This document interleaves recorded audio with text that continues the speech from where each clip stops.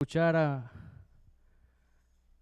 algunos hermanos que están fuera de aquí del país, como el hermano Obed que está en Nicaragua, al hermano Facundo, al pastor Facundo en la isla de Ometepe. Muchas felicidades y deseamos que también su vida y su ministerio sigan creciendo más y más. Cuando tenemos la oportunidad de ir por allá, siempre los visitamos, al hermano Facundo, la iglesia del Nazareno en la isla de Ometepe. El hermano Obed decía, en el calorcito entre rosquillas y mangos, y bueno, nos hizo un panorama que nos dio más hambre que otra cosa. Pero, mis hermanos, de eso se trata. Vamos a hablar hoy de el rey camino a Jerusalén. Y voy a tratar de hacerlo que los niños también puedan entender esa entrada triunfal de nuestro Señor Jesucristo a Jerusalén. Y quiero tomar de la lectura de esta mañana en Lucas capítulo 19, versículo 38. Lo que los niños hicieron, ese drama de cantar Hosana y de llevar sus palmas y de llevar, faltaron algunos mantos para tirar donde el Señor iba pasando, pero ya ustedes conocen la historia. El Señor iba montado en un pollino, en un animal de carga, en un asno, y Él está entrando como el Rey de Reyes y Señor de Señores.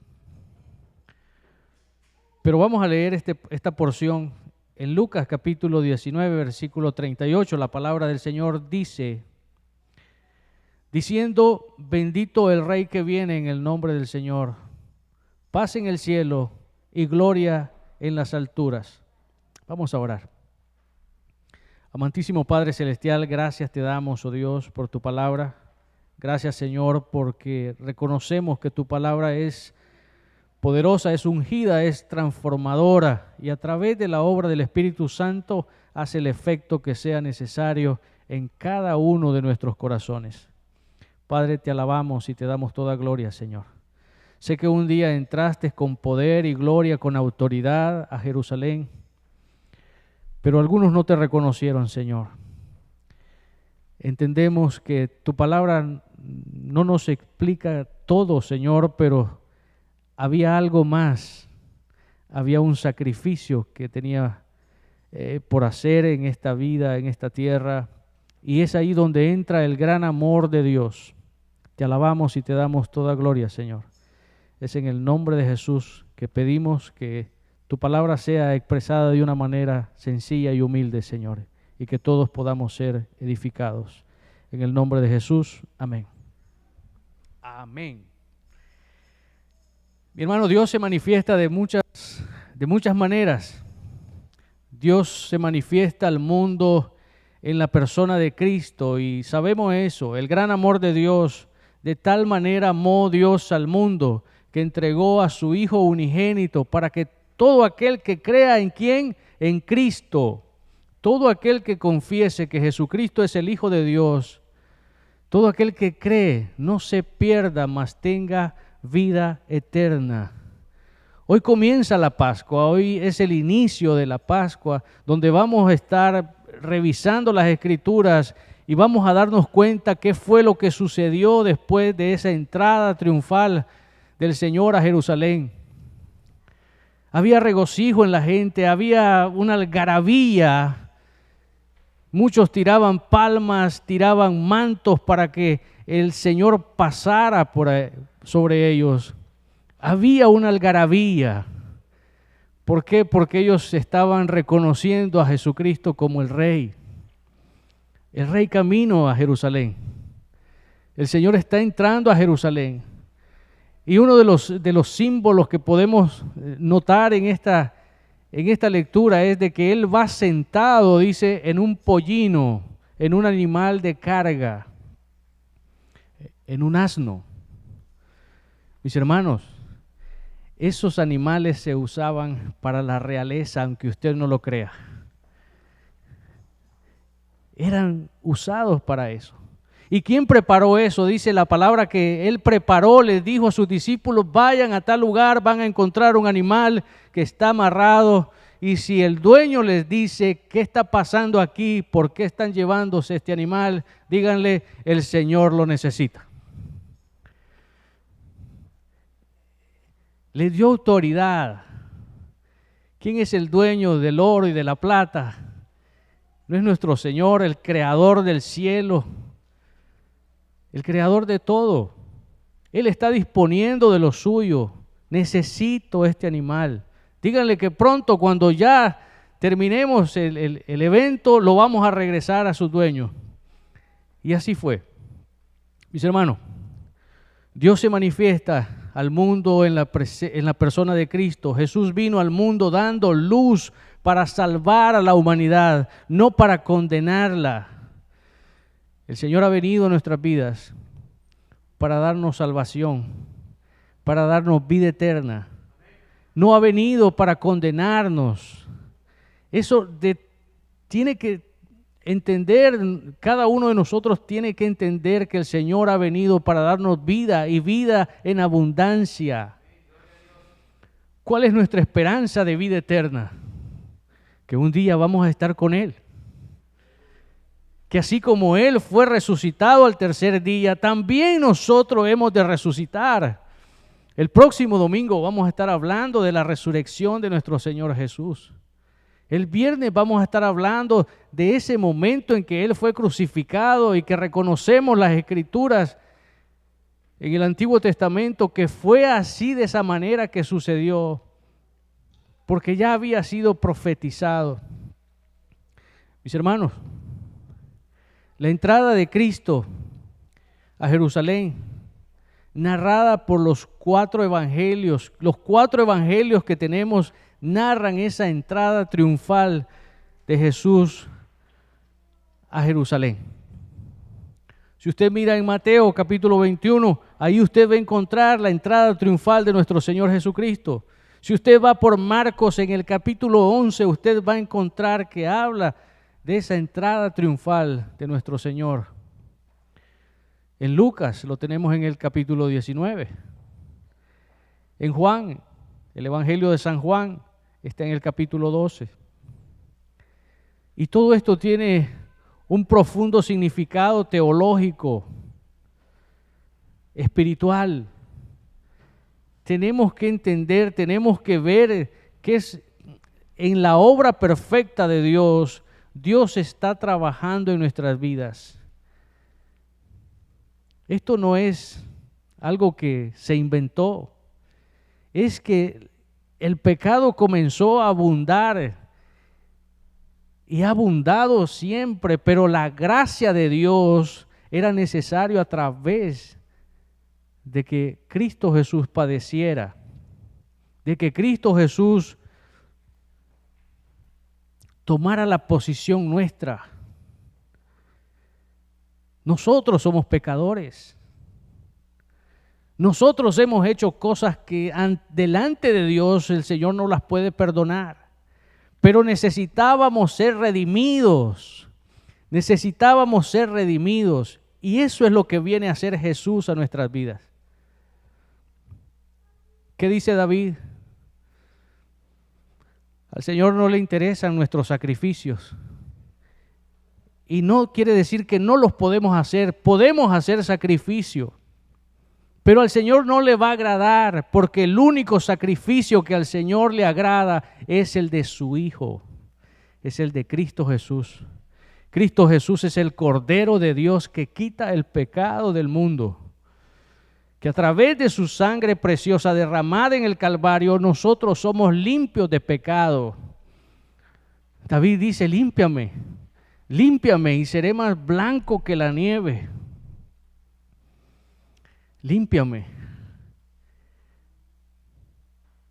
Nosotros tenemos ese privilegio de haber sido limpios por la gracia de Dios, por la gracia de aquel que entregó su vida por nosotros.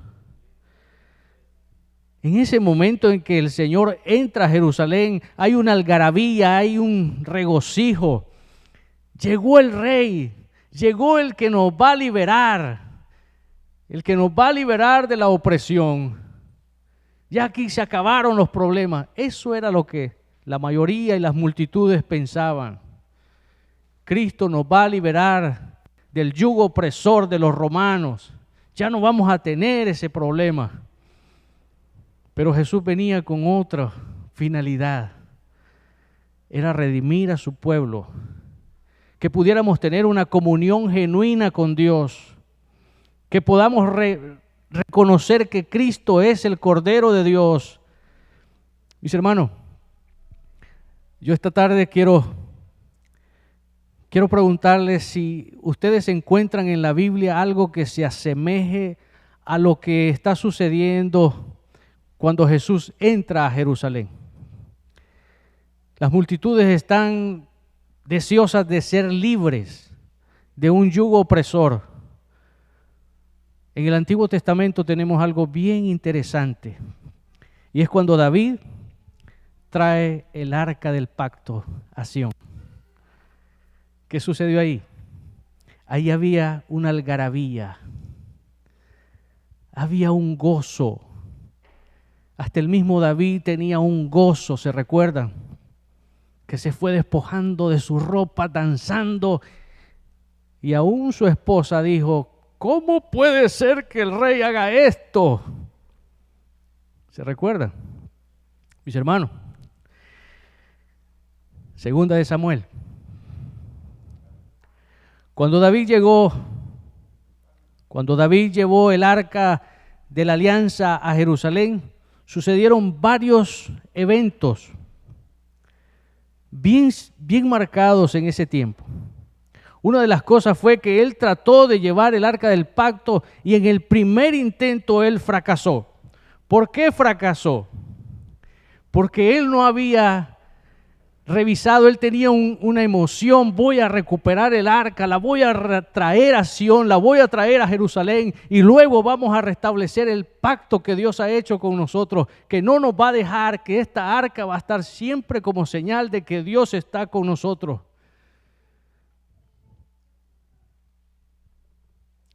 Segunda de Samuel, capítulo 6, versículo 6 en adelante. Usted se va a dar cuenta que él cometió un error.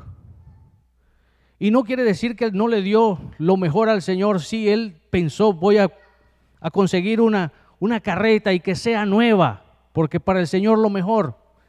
Pero descuidó algo que es bien importante con Dios. Es hacer las cosas como a Dios le agrada, no como uno quiere. Mis hermanos, él pensó: voy a traer el arca, la voy a recuperar, voy a montarla y voy a traerle una carreta nueva. Y así la comenzaron a mover. Y de repente se mueve el arca y un joven ahí extiende su mano y la toca y enseguida murió. ¿Qué hizo David? Paró el arca, paró la carreta, dijo: no, espérense, aquí está pasando algo, esto no puede suceder. Aquí hay algo más, déjenme reflexionar, déjenme pensar qué es lo que está sucediendo. Pero algo que vio David también vino a ser bendición para una casa en especial. Y ustedes van a leer en Segunda de Samuel, capítulo 11, capítulo 6, versículo 11 al 12. Dijo David: voy a dejar esta arca mientras investigo qué es lo que está pasando, y la dejó por un tiempo en la casa de Obed-edom. Voy un poquito rápido, pero yo sé que ustedes han leído esta historia. Y eso de dejar el arca en la casa de Obed-edom vino ¿para qué? Llegó a esa casa ¿para qué? Para ser de bendición. Para ser de bendición a la familia de Obed-edom. David dejó el arca en la casa de Obed-edom durante 3 meses, trayendo bendición a la casa de Obed-edom. Esto animó a David a continuar con el traslado siguiendo las instrucciones divinas. Ahora sí, después de 3 meses, después de 3 meses David ya está pensando diferente. Ya está diciendo, es que esto se conduce de esta manera en la voluntad de Dios. Hay personas que tienen que hacer este trabajo, no soy yo el que las tengo que poner. Mis hermanos, recordemos un poquito el Éxodo, cuando el Señor le dice y le da las instrucciones de cómo hacer esa arca del pacto. ¿Y para qué era esa arca del pacto? Primero para demostrarle al pueblo de que la presencia de Dios está con ellos. La construyeron. ¿Y quiénes la construyeron? Ahí entró en función una cantidad de personas que tenían talentos. Los que sabían trabajar la madera, trabajaron en madera. Los que sabían trabajar en oro y plata, comenzaron a forrar esa arca con las instrucciones que Dios les había dado. Y Dios les dijo, háganla de esta medida. Les dio las medidas. Les dio toda la información el Señor de cómo iban a hacer esa arca. Aún esos palos que atravesaban unos anillos en el arca para poderla cargar, todo eso el Señor dio las especificaciones. Pero dijo algo más. ¿Quiénes se encargan de cargar el arca? ¿Quiénes se encargan de cargar el arca? Para eso están los levitas, los sacerdotes.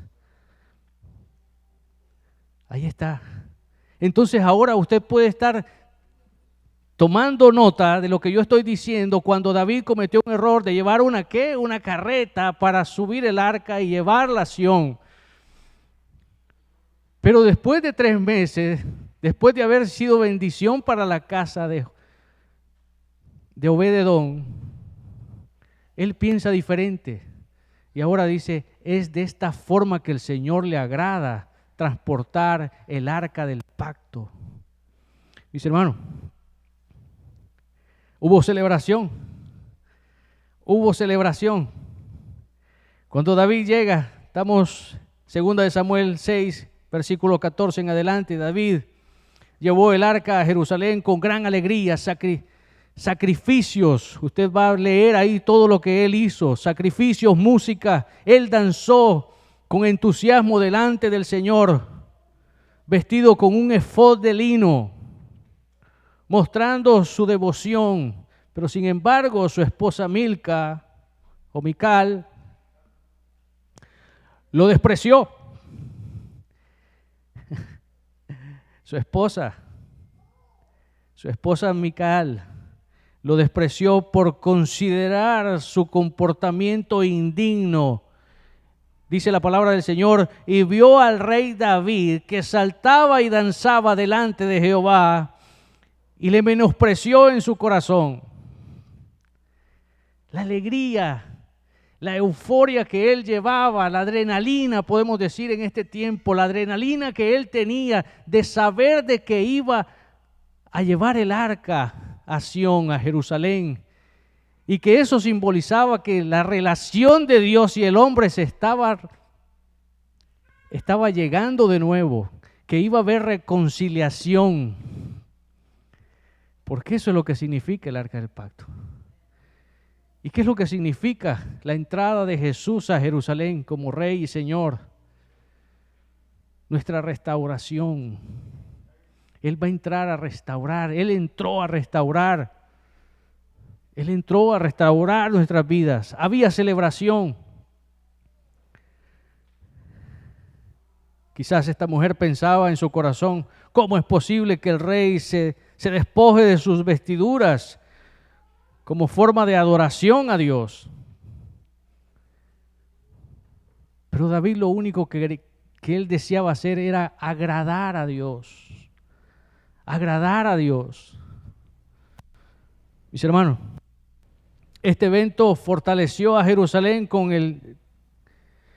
como el centro político y espiritual de Israel, estableciendo la adoración de Dios como el centro del pueblo de Israel y preparando el camino para la construcción del templo por Salomón.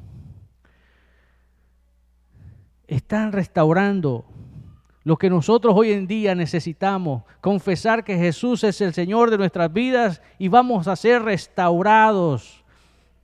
Vamos a ser restaurados. Necesitamos dar ese paso. Necesitamos confesar con nuestra boca que Jesús es el Señor de nuestras vidas. Mis hermanos, la diferencia entre la entrada triunfal de Jesús en Jerusalén y el transporte del arca al monte de Sión en el Antiguo Testamento son rasgos en términos simbólicos, podemos decir, pero con un propósito. Aquí hay algo bien importante.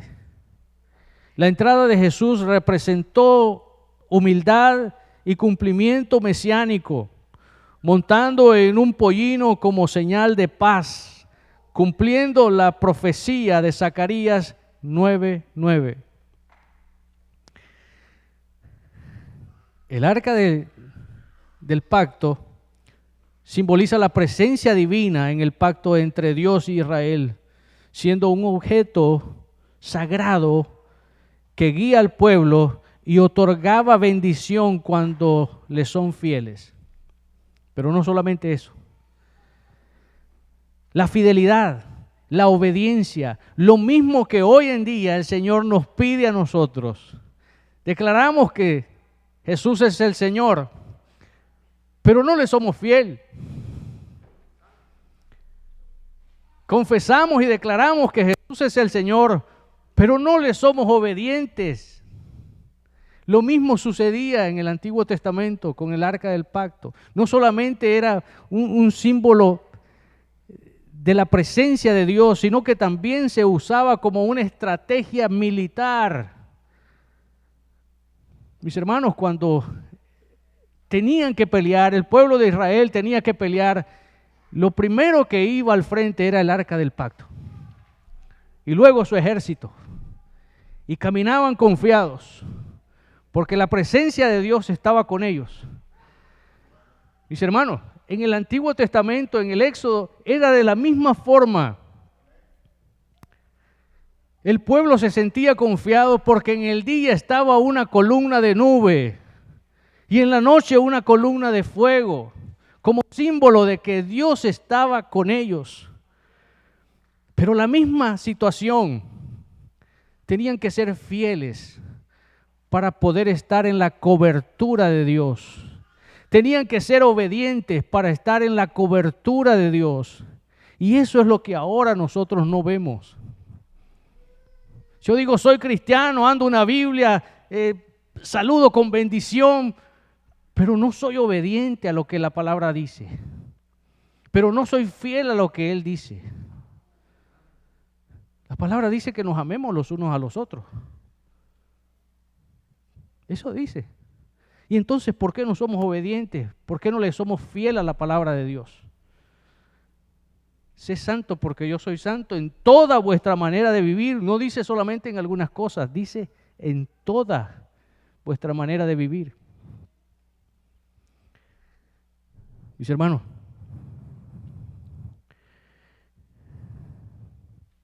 Jesús fue recibido por las multitudes que lo aclamaban como rey, pero su reino fue rechazado días después, hasta el punto de llegar a la crucifixión. Aquellos mismos que estaban diciendo, Hosana, Hosana al Hijo de David, Hosana al Rey que viene. A pocos días están diciendo, crucifíquenlo, crucifíquenlo. ¿Quiénes? Los mismos que estaban diciendo, Hosana al Hijo de David. Aquí viene nuestro libertador, aquí viene. Y en pocos días están diciendo, crucifíquenlo. Vuelve a suceder lo mismo y se repite. como que es nuestra naturaleza, se nos olvida lo que el Señor ha hecho por nosotros. Se nos olvida lo que el Señor ha hecho por nosotros. El arca fue transportada con ceremonias solemnes, como cuando David la llevó al monte de Sión, marcando un momento de celebración y estableciendo el culto centralizado. Estaba reconciliándose el pueblo con Dios. Estaba la presencia de Dios en Sión. Pero ahora, ¿qué dice el Señor en nuestras vidas? ¿Se recuerdan cuando le dicen al Señor, ¿y tú quién eres? ¿Con qué autoridad hablas? Mis hermanos, aún lo cuestionan las grandes autoridades, los religiosos. Pero también hay algo importante, que Él dice, ustedes podrán destruir este templo, pero yo lo reedifico en 3 días. Y muchos decían, es imposible, es imposible. Han pasado años para construir este templo y ahora Él viene a decir que en 3 días lo puede hacer. ¿Quién es Él? Pero Él no está hablando de un templo. Él no está hablando de algo físico, de una estructura. Él está hablando de que cada uno de nosotros somos templo del Espíritu Santo. Y como Él es templo del Espíritu Santo, y está escrito que tenía que morir y padecer por nosotros, pero que al tercer día tenía que resucitar, ese es el templo que el Señor está diciendo. Es necesario que nosotros reconozcamos a Jesús y que podamos ver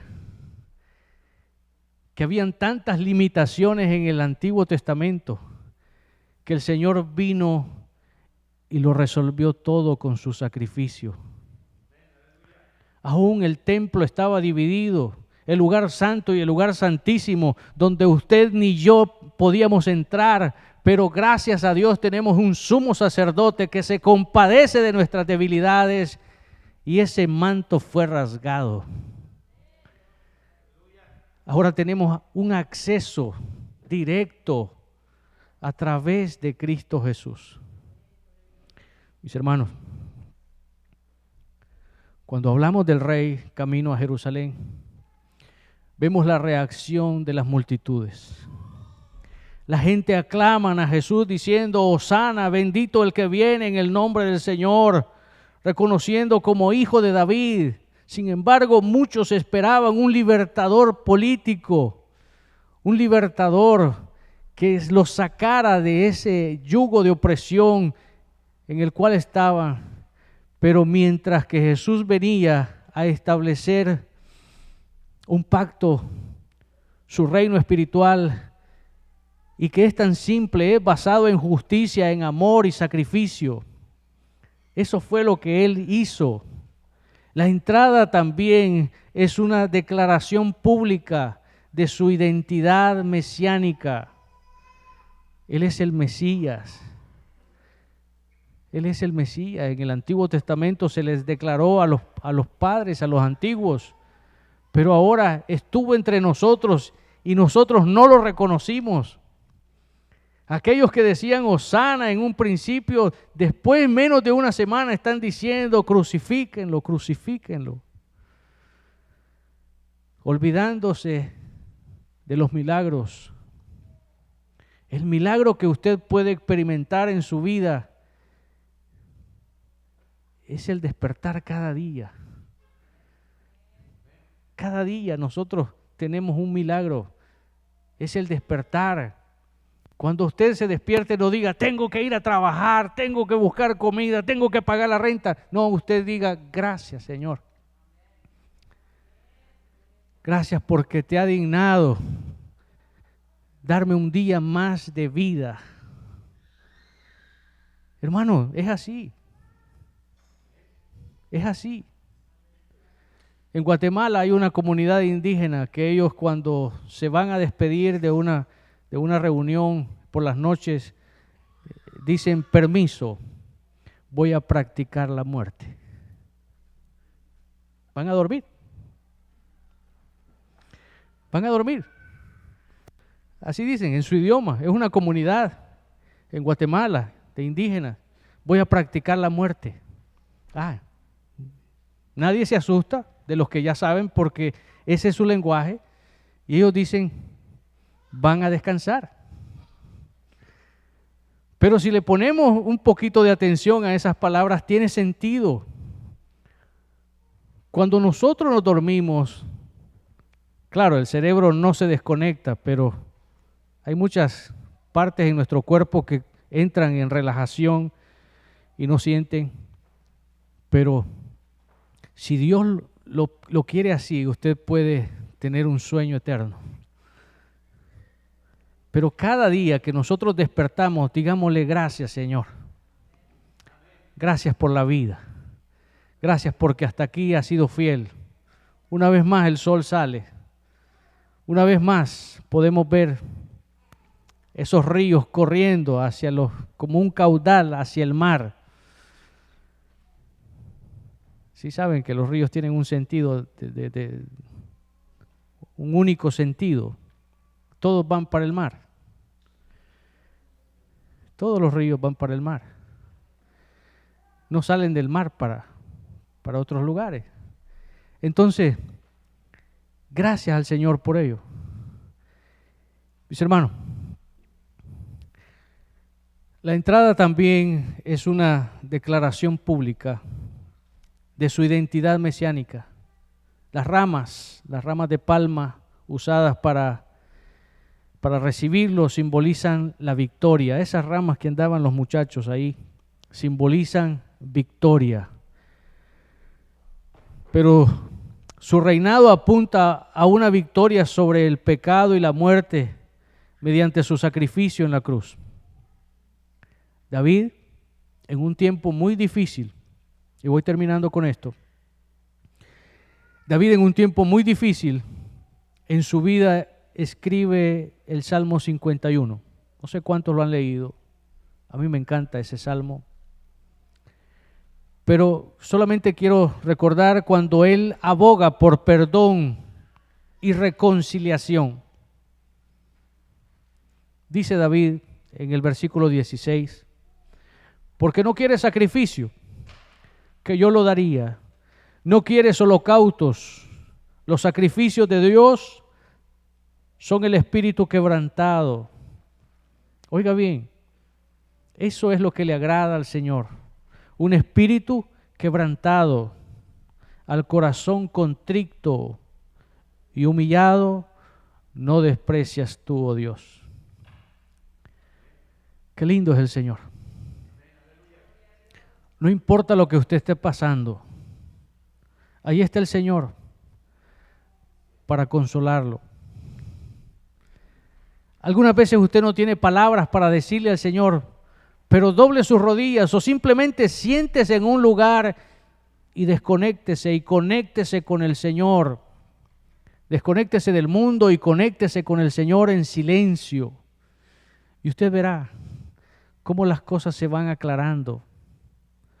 Cómo aquello que usted no le encontraba ninguna solución, a través del silencio y pensando en lo que Dios puede hacer, usted está resolviendo muchos problemas.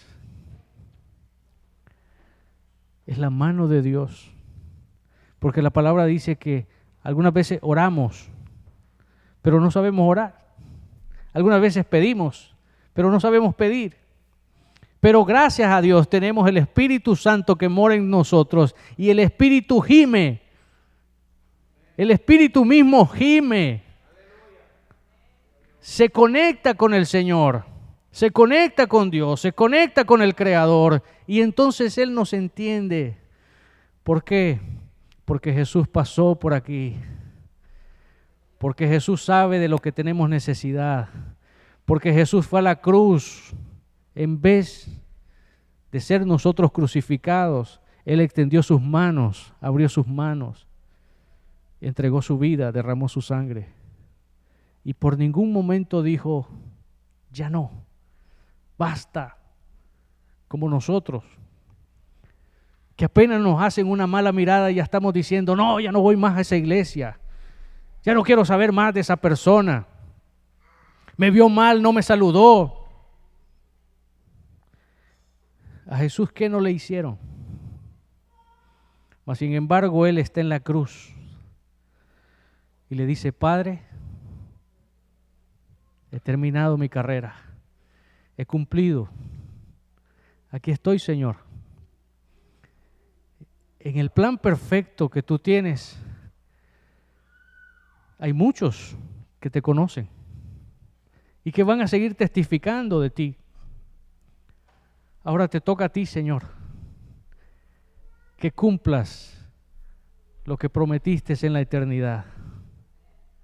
En tus manos encomiendo mi espíritu. En sus manos, en las manos de Dios estamos. Es su voluntad si nos deja seguir caminando o nos deja que nos sentemos un rato. Es su voluntad de seguirnos gozando y alabando a Dios, o quizás es su voluntad tenernos un tiempo apagaditos, callados. En medio de todo eso, Dios está trabajando y está obrando.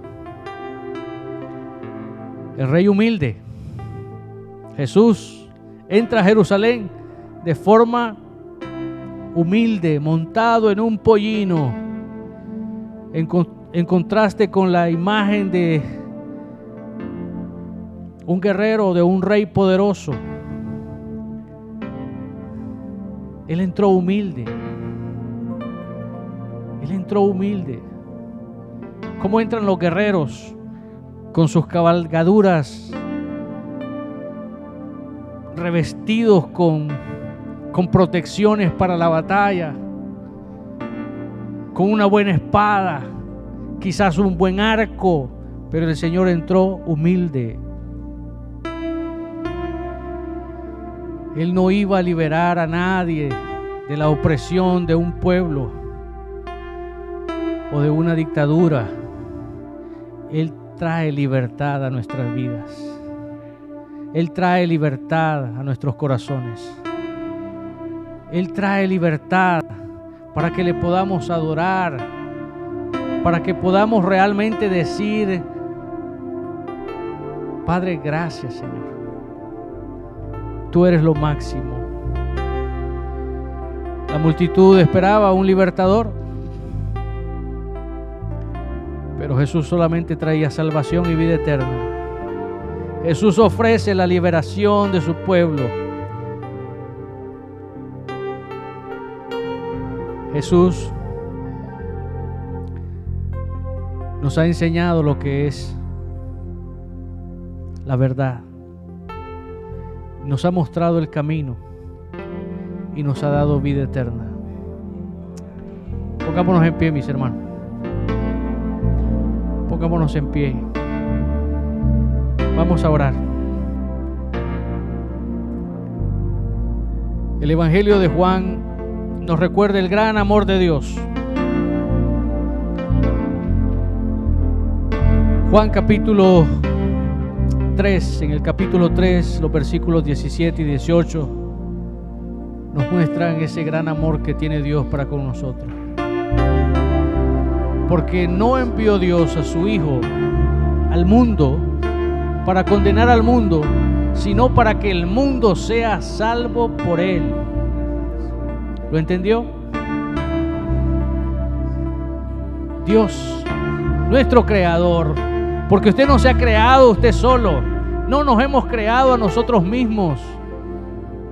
Ha existido un Creador que nos conoce desde que éramos una célula, desde que estábamos en el vientre y más allá todavía, que éramos una célula. El Señor nos conoce y estamos aquí con un propósito divino. Jesús cumplió su propósito divino en esta tierra, el traer salvación y vida eterna, y una promesa para nosotros, que donde Él está, también nosotros hemos de estar en un momento. Porque no envió Dios a su Hijo al mundo para condenar al mundo, sino para que el mundo sea salvo por Él. Versículo 18. El que en Él cree no es condenado, pero el que no cree ya ha sido condenado, porque no ha creído en el nombre del unigénito Hijo de Dios. Mis amados hermanos, el Evangelio es tan sencillo como creer en Jesús, como creer que es el Hijo de Dios. Así como aquel ladrón en la cruz le dijo: Señor, yo sé que tú eres el Hijo de Dios. Acuérdate de mí, acuérdate de este pobre hombre cuando vengas en tu reino. El Señor no perdió la oportunidad, mi hermano, de decirle: sí, dame tu nombre, tu dirección, tu número de teléfono. No, Él no le dijo eso. Le dijo: hoy mismo estarás conmigo en el paraíso. ¿Cuántas veces nosotros le negamos la palabra a alguien? No, es que no me cae bien. No, es que no, ese para llevarlo a la iglesia. No, yo no lo llevo a la iglesia. Mejor no le digo nada. Jesús no perdió la oportunidad en la cruz, cansado, moribundo, escuchando quizás con dificultades a este hombre: yo sí creo en ti, yo sí creo que tú eres el Hijo de Dios. Está confesando en ese momento que Cristo Jesús es el Hijo de Dios para gloria eterna. Jesús en ese momento le dice: porque tú has creído, hoy mismo estarás conmigo en el paraíso. Le alabamos y le damos toda gloria al Señor. Amantísimo Padre Celestial, te adoramos, oh Dios. Gracias por tus palabras, Señor. En esa entrada triunfal de Jesús a Jerusalén, es una invitación a reflexionar sobre nuestras propias expectativas y el poder abrazar la verdad y esa naturaleza divina que Dios tiene para con cada uno de nosotros. Quizás en algún momento nos desafía el Señor, pero también nos da una esperanza, y es seguir a Jesús. Pon tu mirada en Cristo Jesús. No mires ni a derecha ni a izquierda. Puesta tu mirada en el autor y consumador de la fe, Cristo Jesús. No vamos a tener una salvación por lo que nosotros podamos obtener, o quizás por nuestro intelecto. Vamos a tener nuestra salvación por realmente creer y reconocer que Jesús es el Rey de Reyes y Señor de Señores. Gracias te damos, oh Dios. Aquel Rey humilde que nos dio un mensaje que aún sigue para nosotros y para nuestras generaciones: el ser obediente, el ser humilde, el ser fiel a la palabra de Dios, el poder confiar totalmente, el tener esa convicción. Eso nos trae salvación a nuestras vidas. Gracias te damos, oh Dios. Aprendamos a entregar todo al Señor. Aprendamos a confiar en el Señor en toda nuestra totalidad, en reconocer de que dependemos de Él y que no nos va a hacer pasar ninguna necesidad, que estamos completos en Cristo Jesús, que no necesitamos un sacrificio para venir delante del Señor, que no necesitamos nada, simplemente creer en Cristo Jesús, simplemente declarar con nuestra boca que Él es el Hijo de Dios para vida eterna. Gracias te damos, oh Dios. Redarguye los corazones, Señor, a través de tu Espíritu. Quizás algunos puedan reconciliarse en este día con el Señor. Redarguye, Señor, los corazones y que ellos puedan hacer esa conexión contigo, Señor. Te conocía, pero ahora te conozco más y quiero conocerte más. Ayúdanos, Señor. Ayúdanos, Señor, una vez más. Sé que eres un Dios de oportunidades. Sé que eres un Dios que trae bendición a nuestras vidas, así como cuando el arca pasó por la casa de Obed-edom, trayendo bendición a esa casa. Así es el Señor. Solamente tenemos que creer en Él. Te damos gloria, te damos honra, Señor, porque tú te lo mereces, porque tú eres santo, santo, 3 veces santo. Oh Dios, te alabamos. Bendice, Señor, a tu pueblo en el nombre precioso de Jesús. Te alabamos, oh Dios. Ayúdanos a reflexionar en ese sacrificio, Señor, que tú hiciste en el Calvario para gloria eterna. En Cristo Jesús. Amén.